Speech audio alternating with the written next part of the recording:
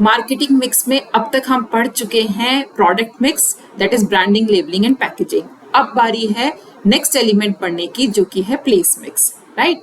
Generally आप देखेंगे कि मैं whenever I start my video, I go with the PowerPoint presentation, but this is you can see as at the back the NCERT is being opened। उसका एक reason है, बहुत important reason है, जो कभी कभी मेरे बच्चों को कंफ्यूज कर देता है, तो उनका कंफ्यूजन क्लियर करने के लिए मैंने ये किया है।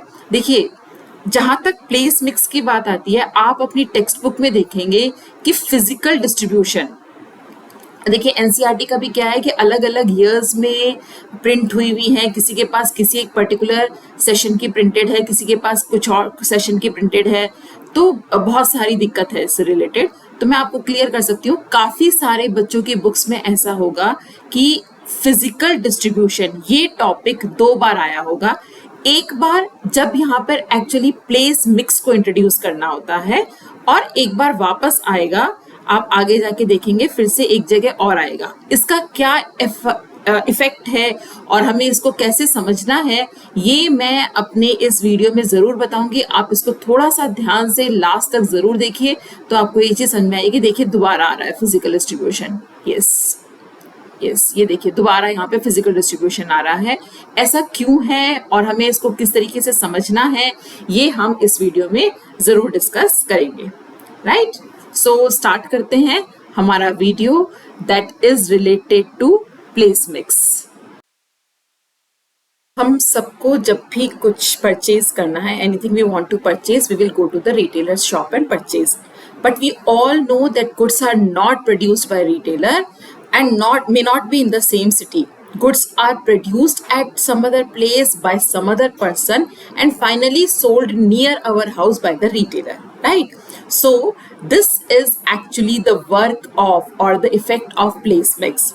So this next element of marketing mix, that is place mix, actually talks about physical distribution of goods from the place of production to the place of consumption. Plus, it also talks about the handling of goods from the person, that is by the person who produces the goods and by the person who finally supplies the goods. So, physical distribution includes activities that make firm's product available to the target customers.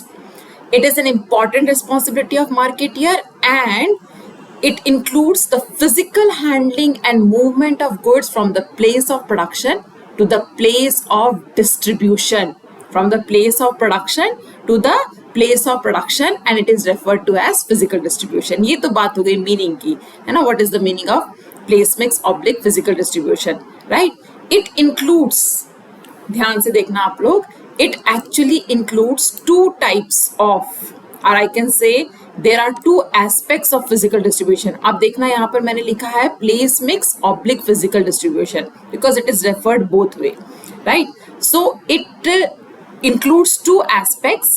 One is physical distribution of goods and second is channels of distribution. जहां बात physical distribution की हो रही है, वो कह रहा है movement of goods from producers to consumers. इसका मतलब क्या है कि हम यहाँ पर बात करने वाले हैं, द कंपोनेंट्स जो है वो है order processing, transportation, warehousing and inventory control, right. Physical movement of goods. और यहाँ बात हो रही है channels of distribution, that means we use intermediaries to reach out to the customer, यानी कि प्रोड्यूसर से होलसेलर, होलसेलर से रिटेलर एंड रिटेलर से कंज्यूमर। ये पूरा प्रोसेस चलता है और इसे हम चैनल्स ऑफ डिस्ट्रीब्यूशन कहते हैं।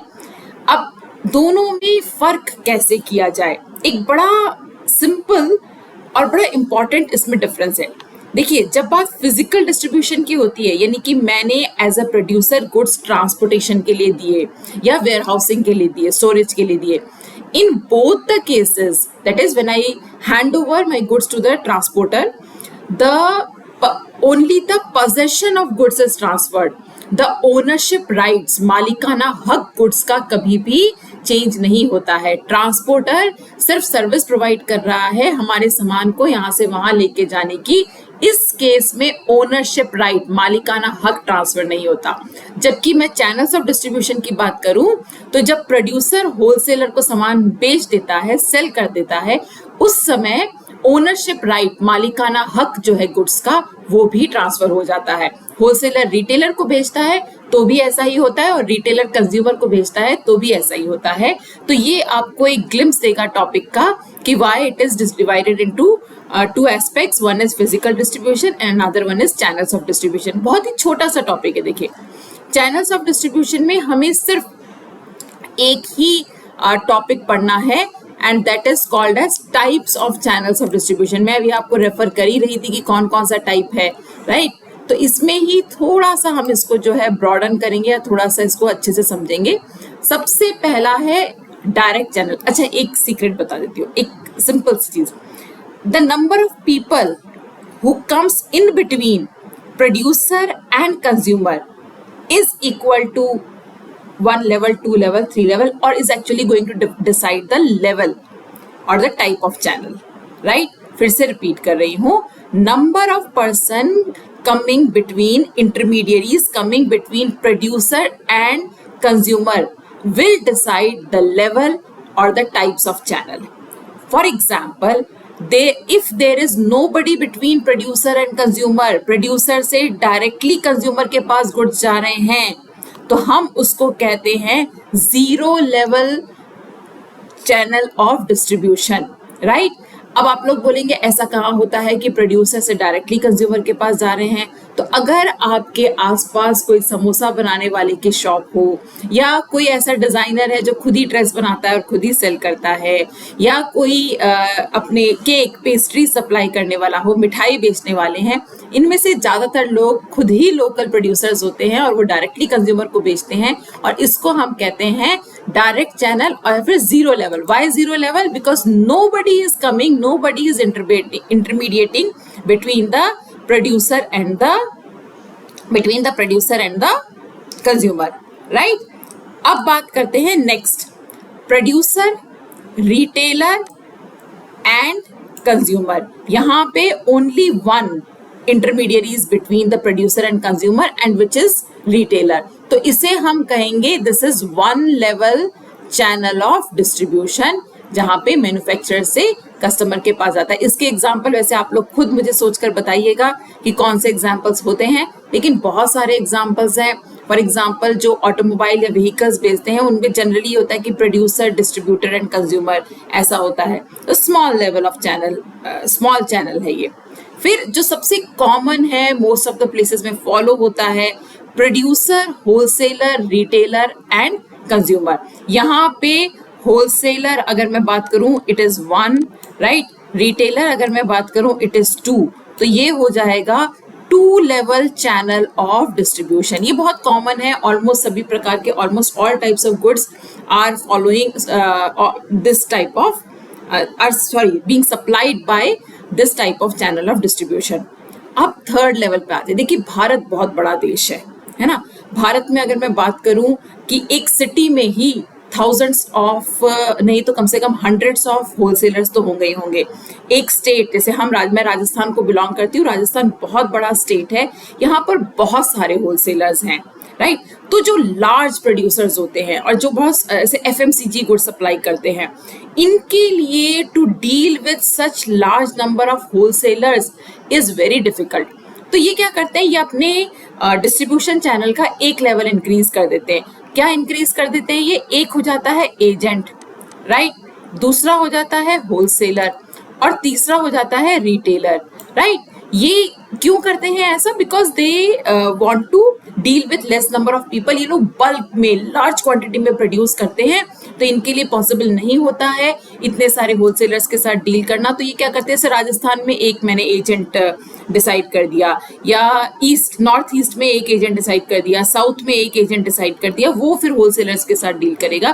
तो this is basically 3 levels of channel of distribution. Easy topic है, आई होप आप सबको समझ में आ गया होगा, right? For any confusion you can write in the comment box, right?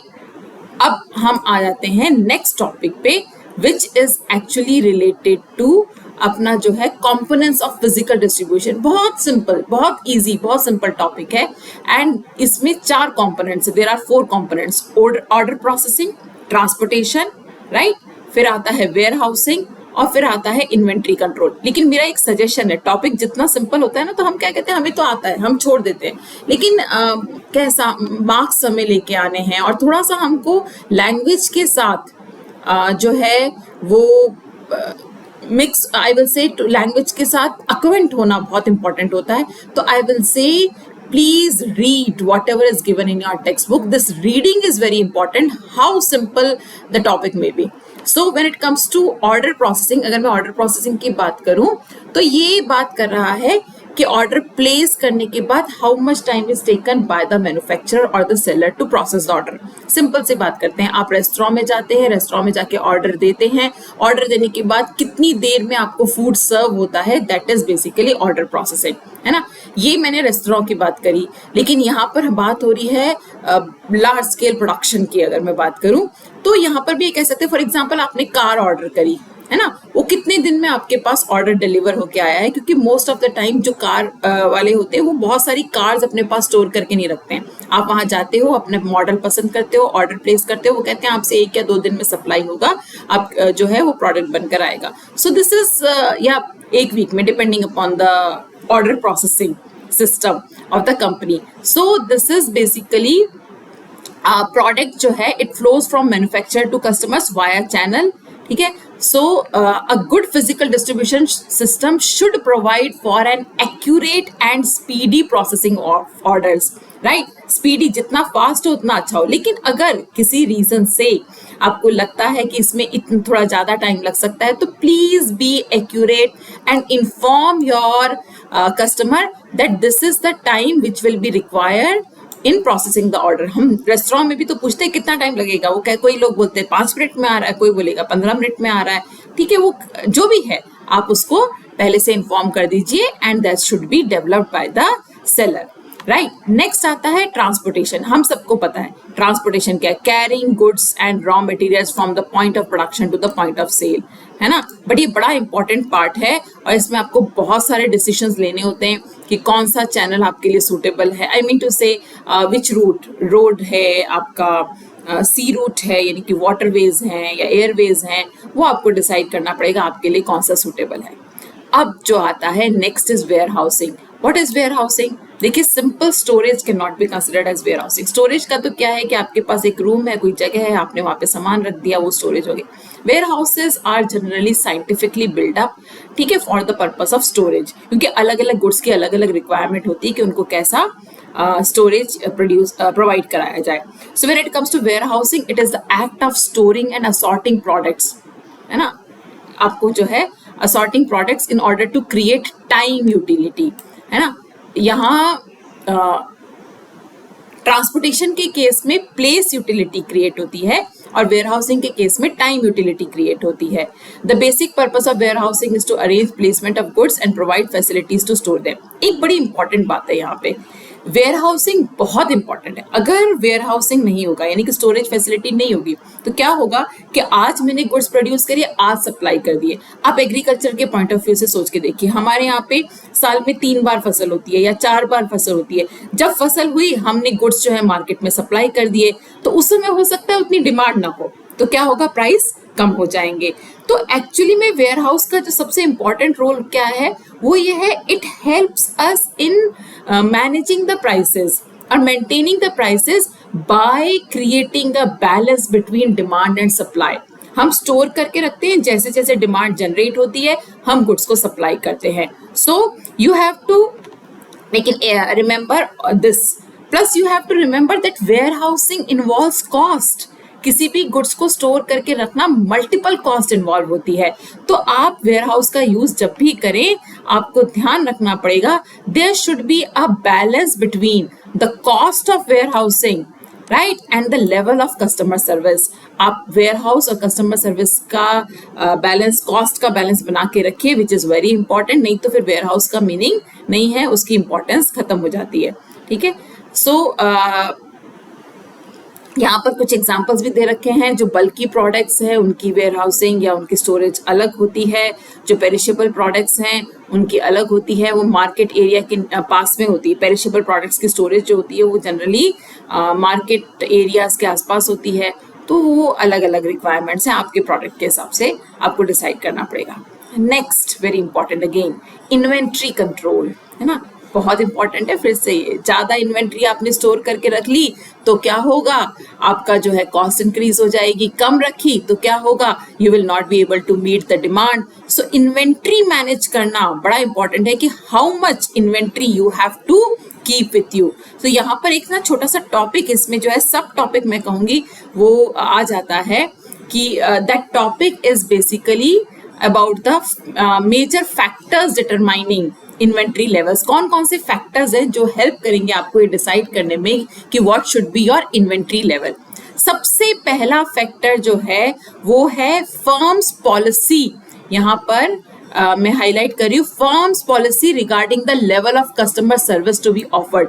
अगर आप बहुत अच्छी सर्विस ऑफर करना चाहते हैं, you will keep a higher level of inventory, कि अगर कस्टमर मेरी शॉप पे आता है तो वो खाली हाथ ना जाए, वो कुछ ना कुछ सामान जो है, जो भी उसकी नीड्स है वो हम पूरी कर पाए और वो हमसे सामान परचेज करके लेकर जाए, right. Next, degree of accuracy of the sales forecast. अगर आप एक्यूरेटली अपना सेल्स फोरकास्ट कर सकते हैं तो आपको हायर लेवल मेंटेन करने की जरूरत नहीं है, आप उतना ही प्रोड्यूस करेंगे जितना आपको उतना ही स्टोर करेंगे, उतना ही प्रोड्यूस करेंगे जितनी की डिमांड होगी। So accuracy of sales forecast very important. हर फर्म, याद रखना, सभी फर्म्स का ये रेगुलर फीचर होता है कि वो अपने सेल्स फोरकास्ट को जो है वो सेल्स फोरकास्ट करें, sorry. And last is responsiveness of the distribution system. How fast, how quick, how accurate, how speedy is your distribution system कि आपने ऑर्डर दिया, उन्होंने फटाफट प्रोसेस किया और कस्टमर तक पहुंचाया। अगर आपके पास अच्छा डिस्ट्रीब्यूशन सिस्टम है, कम रखिए इन्वेंट्री, और अगर आपको लगता है कि आपके डिस्ट्रीब्यूशन सिस्टम में लूप होल्स है, वहां पे टाइम लग जाता है, तो फिर इन्वेंट्री लेवल आपको हायर रखना पड़ेगा। And lastly of course very important, cost of inventory. आपकी जो भी वेयर हाउसिंग और होल्डिंग कॉस्ट है वो बहुत इंपॉर्टेंट है, बिकॉज वेयर हाउसिंग में lot of cost is included, वो आपको बैलेंस करके चलना पड़ेगा। So this is about inventory control. So with this we come to the end of the place mix. जाते जाते आप सबको एक टिप दे के जाना चाहती हूँ, वो ये है कि if the question is about physical distribution of goods, आपको ये पार्ट कंसिडर करना है, that is movement of goods from the place of production to the place of consumption. And if the question is about channels of distribution, तो आपको जो blue box में लिखा है उसको कंसिडर करना है।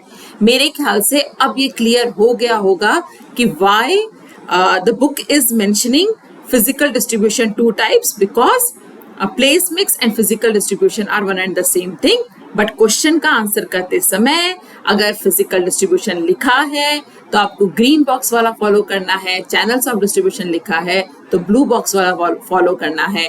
Thank you so much.